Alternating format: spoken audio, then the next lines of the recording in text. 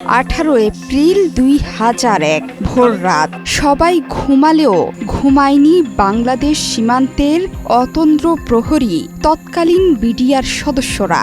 বাংলাদেশের উত্তরের জেলা কুড়িগ্রামের বড়াইবাড়ি গ্রাম ক্যাম্পে ছিলেন মাত্র 8 জন বিডিআর সদস্য। ঠিক ভোররাতে ভারতীয় সীমান্তরক্ষী বাহিনী সীমান্তরেখা লঙ্ঘন করে ঢুকে পড়ে বাংলাদেশের সীমান্তের ভেতরে। বিডিআরের ক্যাম্প ছিল তাদের লক্ষ্য। সে খবর আগেই গ্রামবাসীদের মাধ্যমে জেনে যায় ক্যাম্পে থাকা বিডিআর জওয়ানরা। মেশিনগান তৈরি, তারাও নেয় চূড়ান্ত প্রস্তুতি। নিশানায় আসা মাত্র শত শত সীমান্ত লঙ্ঘনকারী বিএসএফ সদস্যদের লক্ষ্য করে গর্জে ওঠে অকুতোভয় বিডিআর জওয়ানদের হাতিয়ার। মুহূর্তেই একে একে লুটিয়ে পড়ে বিএসএফ সদস্যরা।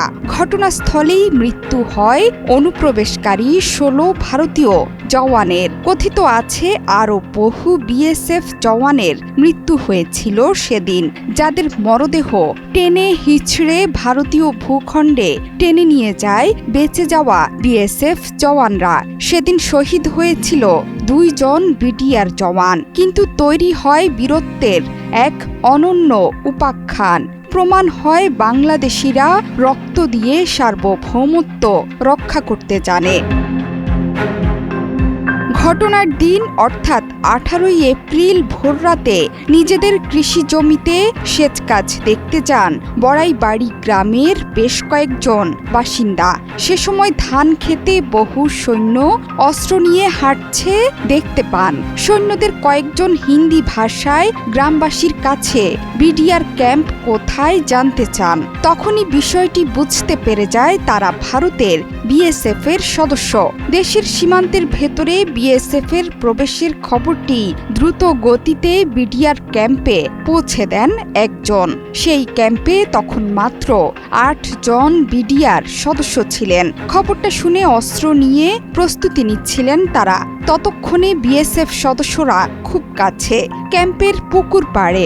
সঙ্গে সঙ্গে শুরু হয় গোলাগুলি। শত শত গুলি, চারদিক থেকে গুলি। ভোর 5টা নাগাদ তীব্র গোলাগুলির আওয়াজে প্রকম্পিত হয়ে ওঠে বড়াইবাড়ি গ্রাম ও আশপাশের এলাকা। গোলাগুলির শব্দে বাড়িঘর ছেড়ে পালিয়ে যেতে শুরু করে গ্রামবাসীও।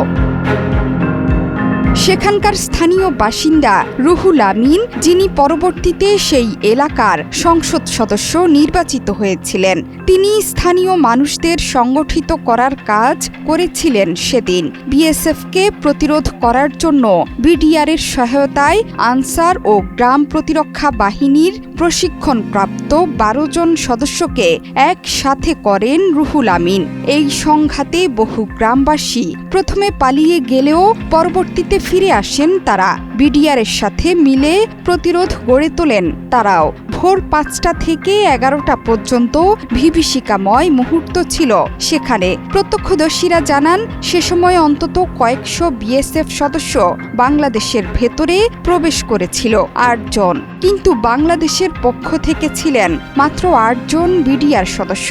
তারা প্রচণ্ড মনোবল এবং সাহস নিয়ে লড়াই চালিয়ে গেছেন প্রথম 4 ঘন্টা।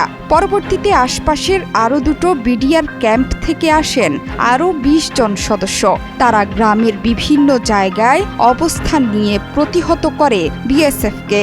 বড়াইবাড়িতে যখন তীব্র সংঘর্ষ চলছে, তখন ঢাকায় তৎকালীন বিডিআর সদর দপ্তরের নির্দেশনায় জামালপুর এবং ময়মনসিংহ থেকে আরও বিডিআর সদস্য পাঠানো হয় কুড়িগ্রামের বড়াইবাড়িতে। তারা পৌঁছান সকাল 10টা নাগাদ। একটানা গোলাগুলি চলে 11টা পর্যন্ত।